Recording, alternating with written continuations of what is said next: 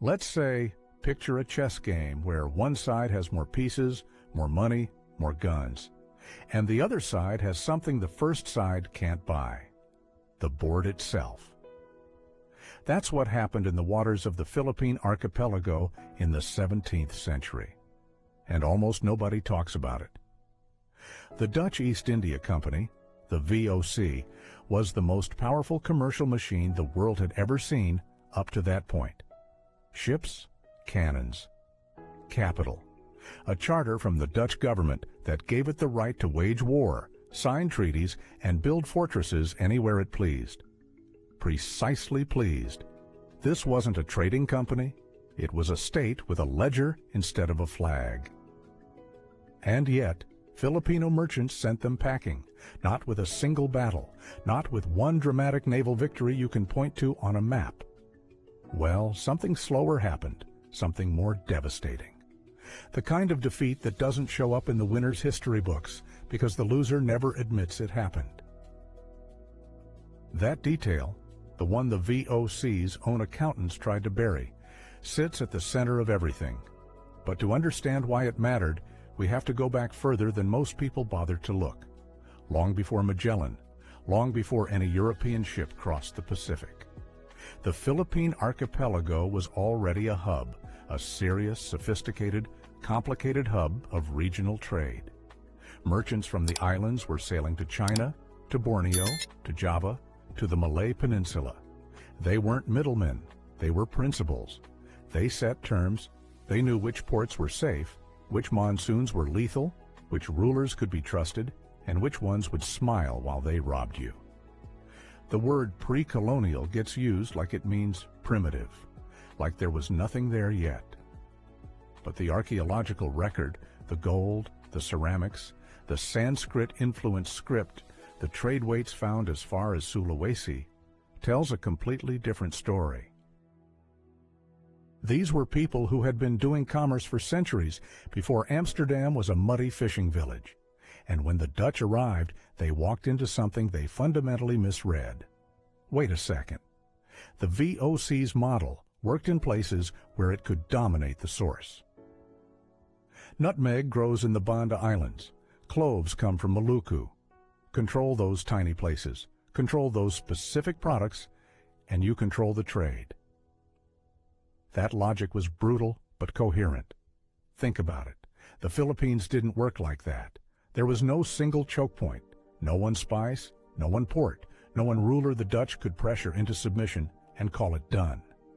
Trade here ran through a web, dozens of port communities, kinship networks, variable routes, flexible loyalties. Filipino merchants weren't just selling goods. They were operating within a system that had redundancy built into it by design, even if no one sat down and designed it consciously. You cut one thread. The web holds. On the other hand, the Dutch tried the standard playbook. To be honest, they blockaded Manila. They attacked Chinese and Filipino junks in the South China Sea. They pressured regional rulers to cut off trade with Spanish Manila, which the VOC correctly identified as the commercial nerve center they needed to strangle. Some of this worked, partially, temporarily. But here's what the VOC accountants started writing home about. The numbers weren't adding up. The blockades cost money. The patrols cost money.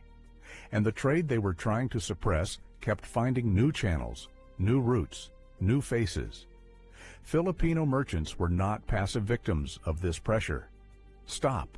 They adapted, actively, aggressively. Some shifted their routes to avoid VOC patrol zones. Some built relationships with rival European powers.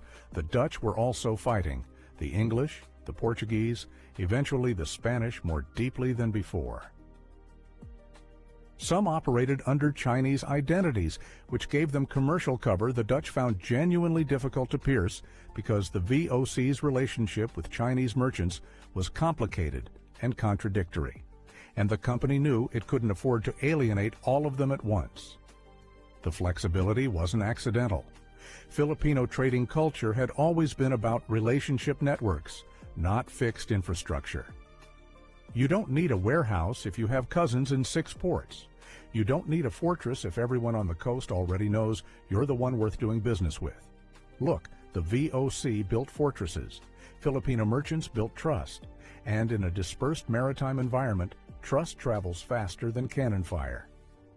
Now, this is the point where the argument splits. Some historians, and they're not wrong to raise this, will tell you the Filipino merchants didn't really defeat the Dutch. They'll say the VOC's retreat from the Philippine waters was mostly about priorities elsewhere. Batavia needed defending. The Spice Islands were more profitable. The company stretched itself thin across too many oceans, and the Philippines was simply deprioritized. That's a fair reading. It deserves respect. The VOC was fighting the English in the Indian Ocean, managing a collapsing relationship with Japan, and trying to consolidate Batavia all at the same time. The Philippines wasn't the only fire. But here's the thing. No, wait, that's banned. Here's the point that matters. Deprioritization is itself a defeat. When a military commercial empire with essentially unlimited capital looks at a region and decides the cost of domination isn't worth the return, that is a form of being beaten. Someone made it too expensive. Someone made the math not work. Who did that? Interesting fact. The Filipino merchants did. By being uncatchable, by being uncontrollable, by operating in ways the VOC's rigid hierarchical structure couldn't replicate or neutralize. There's a catch. The Dutch East India Company was a bureaucracy. A violent, well-funded bureaucracy, but a bureaucracy. It needed predictability, fixed prices, controlled suppliers, compliant local intermediaries. Filipino merchants gave them none of that. And there's a deeper layer here that rarely gets examined. Moving on. The resistance wasn't purely commercial. It was political in the old sense, the sense that existed before the modern nation-state invented its version of politics. The Datas, the Rajas, the various local rulers across the archipelago had their own reasons to keep the trading networks intact. Their power was tied to those networks. Their wealth, their legitimacy, their ability to maintain alliances, all of it flowed through trade. So when the Dutch pressured a local ruler to cut ties with Manila, they were asking that ruler to economically amputate himself. Most of them found ways to say yes on paper and no in practice. Compliance theater. It's ancient, but there's a detail. The VOC sent inspectors, wrote angry dispatches, threatened, sometimes followed through. But the archipelago was vast and the company's actual presence was thin. A few ships, a few trading posts, not the saturation control they managed in Maluku. On the other hand, the information asymmetry was brutal. Dutch commanders were writing reports based on what local informants told them, and local informants were often the very merchants they were trying to suppress or related to them by blood or business. The intelligence the VOC was relying on was compromised at the source. Think about what that means. The empire couldn't see clearly, and the people it was watching could see everything. By the mid-17th century, Dutch commercial activity in the Philippine sphere had contracted significantly. Not eliminated, the VOC was too large to disappear from any waters entirely, but contracted, diminished. The ambitions they'd brought with them when they first showed up, the ambitions that imagined displacing the Spanish and controlling Philippine trade from the inside, those were gone. Amsterdam filed it away, moved on to other problems, other profits, and the story got buried.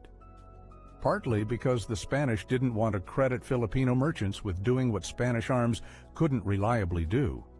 Partly because the Dutch had every reason to frame their retreat as a strategic reallocation, not a failure. Partly because the merchants themselves left no single dramatic monument, no battle name, no treaty, no date to put on a plaque.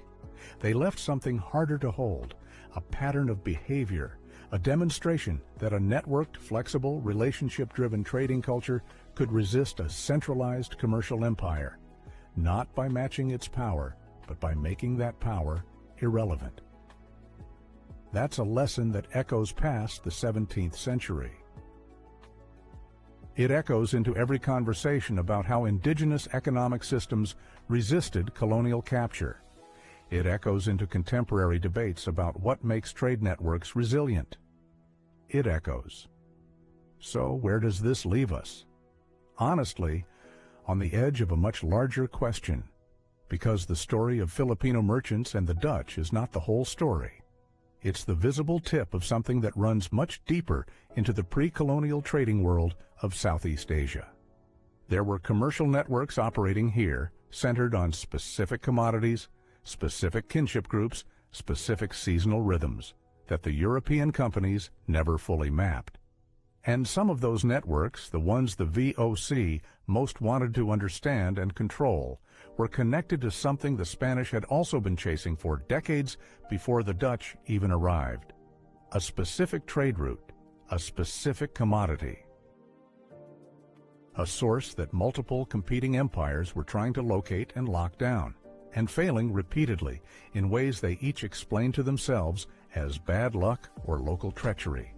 It wasn't luck, and it wasn't treachery. The full shape of what was actually happening in those waters, what the Filipino merchants were actually protecting, and why, that goes deeper than the Dutch story, deeper than the Spanish story, and that we'll have to get into next time.